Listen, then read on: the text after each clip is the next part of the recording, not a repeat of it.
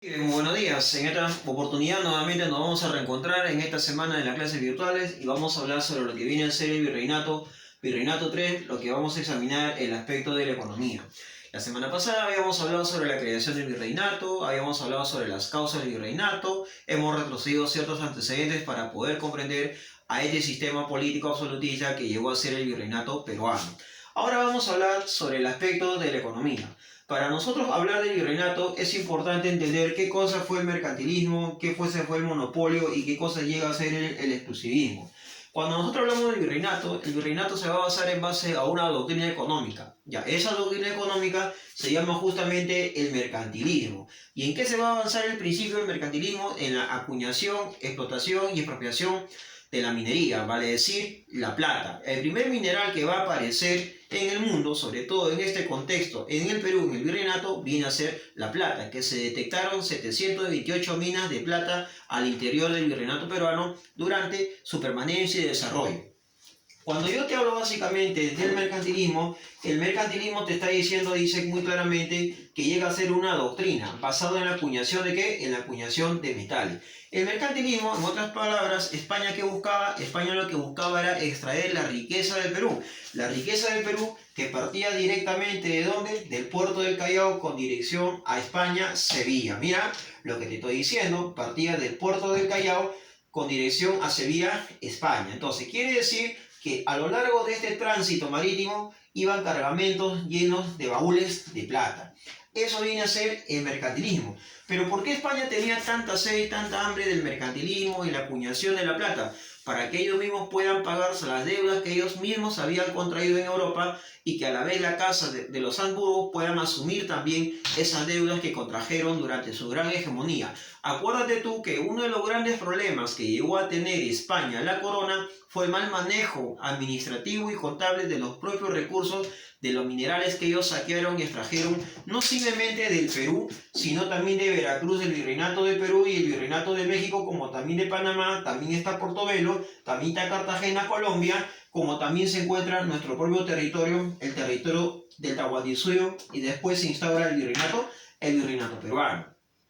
Cuando yo te hablo básicamente de lo que viene a ser el monopolio, en el monopolio vamos a ver que se va a crear la llamada Casa de Contratación de Sevilla. Esta Casa de Contratación de Sevilla lo van a crear directamente los reyes católicos. Pero ¿cuál era la finalidad de la Casa de Contratación de Sevilla?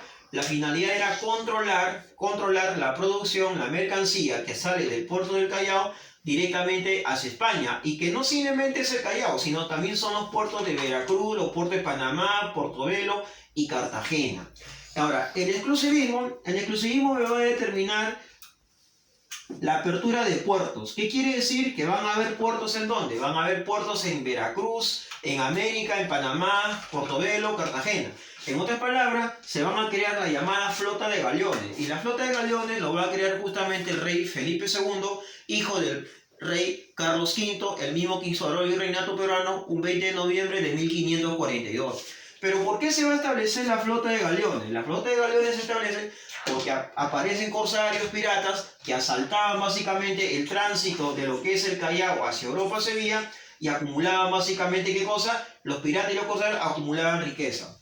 Pero ¿tú sabes quiénes se llegaron a beneficiar con toda esa amalgama de riqueza? La burguesía italiana, la burguesía francesa, la burguesía flamenca. Ellos se llegaron a beneficiar porque cada día más los sometían y los hundían a España. Quiere decir que esta burguesía los hundía directamente a la corona española, los arrinconaba. Pero ten en cuenta que España, ya durante el siglo XVII, entrando al XVIII, España ya deja de ser la gran potencia que llegó a ser en Europa y que después lo voy a explicar. Muy bien.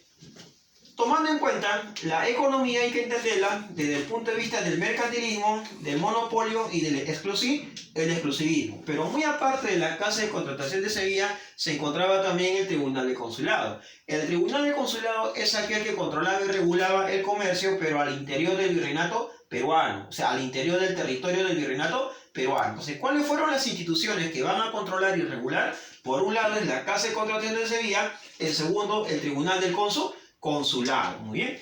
Vamos a la siguiente pizarra.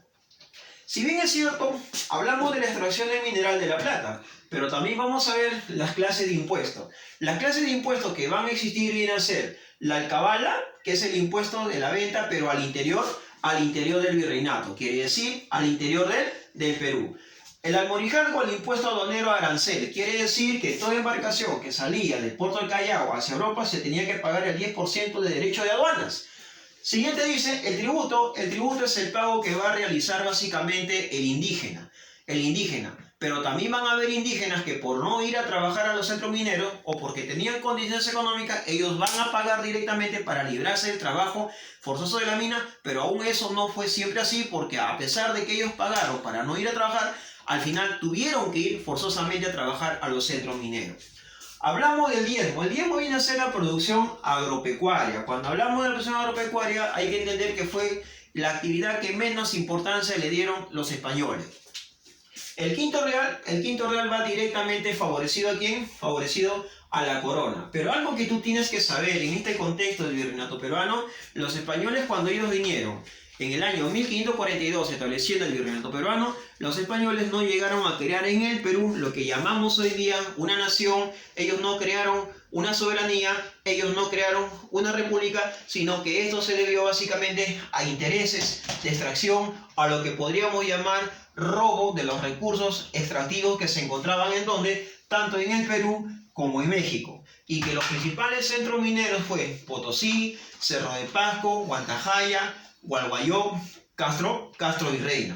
Te repito, fueron 728 centros mineros que existieron durante el largo periodo del virreinato peruano y que ellos le convirtieron a los centros mineros en una mina o una muela cariada, donde uno lo llamó Mi Rico Potosí, el otro lo llamó el Cerro Imperial y Tolero le denominó el matrimonio perfecto.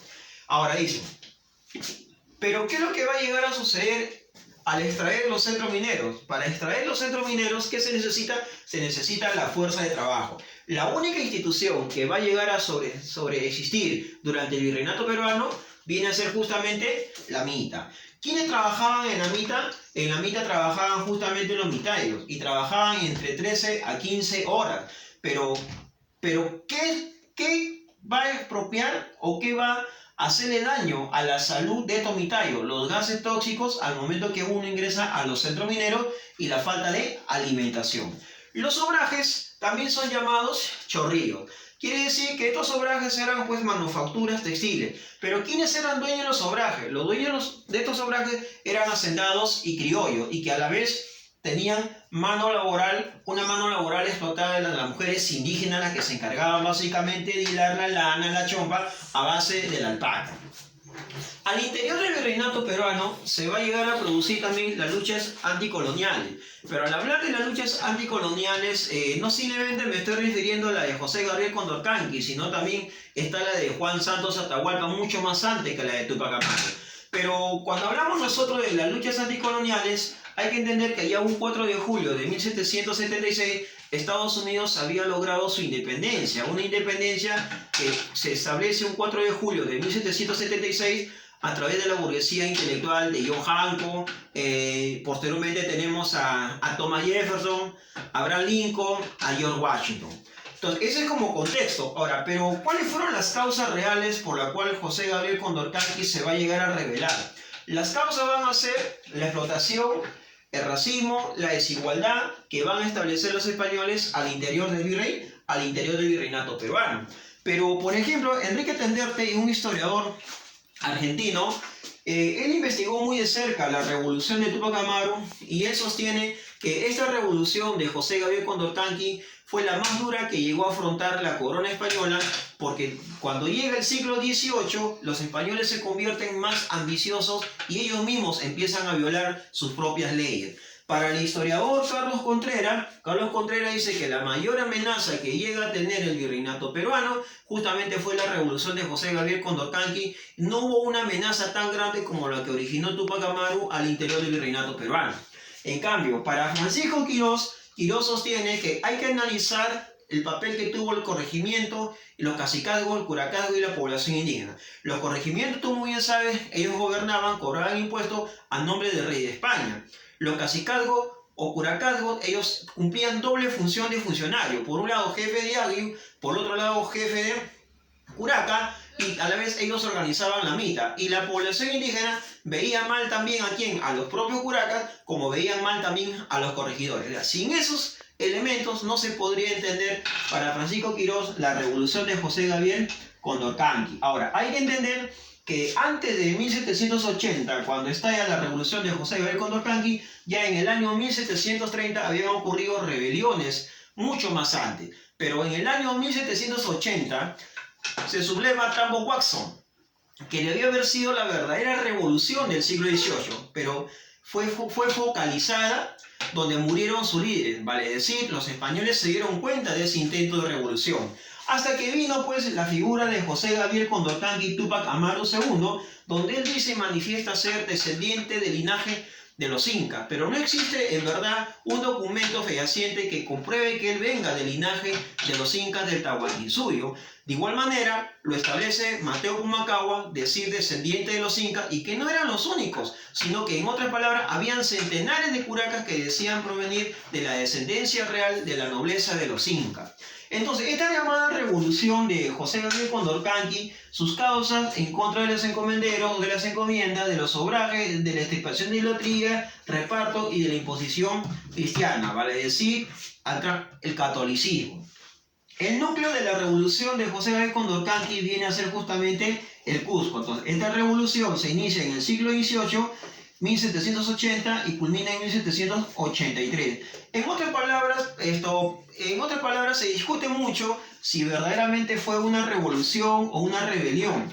Decir a José Gabriel Condorcanqui, él fue un separatista, quizás no le caiga bien a otros historiadores. ¿Por qué? El problema es que los antiguos historiadores lo han endiosado a Túpac Amaru, lo han visto como un dios que es intocable. Pero ahora con las nuevas fuentes de investigaciones que han aparecido, dan a entender otro carácter, otra característica que necesariamente no ha sido pues una revolución ni una rebelión, sino un separatismo. Un separatismo, ¿por qué? Porque no toda la población indígena supo entender el planteamiento ideológico o el proyecto de José Gabriel Condorcanqui, ni los propios criollos lo supieron entender. Aparte que la población indígena todavía a una parte estaba a favor de la corona y otra parte estaba a favor de la revolución de Túpac Amaru. Y hay que entender que si bien es cierto, Túpac Amaru inicia el grito de libertad, este grito de libertad todavía culmina en el año 1824, cuando Simón Bolívar derrota a los españoles en la Pampa de la Quinoa y se firma la capitulación de Ayacucho. En otras palabras, José Gabriel Condorcanqui, al menos desde mi enfoque, viene a ser un indio más del común, porque él era un arriero. Un arriero era un comerciante entre lo que es Cusco, Potosí, Buenos Aires. Entonces, en otras palabras, José Gabriel Condorcanqui, cuando se subleva, no supo hegemonizar básicamente el intento de la revolución, porque él inicia su revolución matando al corregidor Arriaga, que era un funcionario directamente de la corona. Ahora, si bien es cierto, tuvo pues el apoyo de su esposa Micaela Bastida. Por ejemplo, Chanel Walker habla sobre Micaela Bastida en su libro La Revolución de Túpac Amaru como un aparato logístico. Quiere decir que Micaela Bastida abasteció de rancho, de coca, alimentos, trago a las fuerzas indígenas, y a la vez fue el nexo. Mientras que Túpac Amaru se encontraba en Lima y ella se encontraba en el Cusco, ella tenía, en otras palabras, una participación política en esta destacada labor de las luchas anticoloniales. Como también van a ver pues también Tomás Atito Condemaita. Al ser focalizado la revolución de Túpac Amaru, ellos tienen la victoria en Sangarará, pero la derrota en Checacupe. Al ver que es derrotado Túpac Amaru, su esposa y sus hijos, la revolución se va a llegar a focalizar en la parte de Bolivia. Ahí va a ser la fase aymara entre Diego Cristóbal y Túpac Katari, ¿no? Entonces, esta revolución, pues en otras palabras, se discute si verdaderamente fue una revolución, fue una rebelión, o fue un separatismo, o llega a ser un movimiento social. Ahora, todo el saqueo de España, de las minas del Perú y del Virreinato de México no fueron suficientes. ¿Por qué? Porque España estaba más concentrada en pagar y financiar la guerra de religión, a la iglesia, al papado. O sea, es ahí donde llegaron a despilfarrar toda la riqueza extractiva basado en la plata. Muy bien, estimados alumnos, si te gustó el video, hazle un like. Nos vemos hasta la próxima semana. Chao, nos vemos.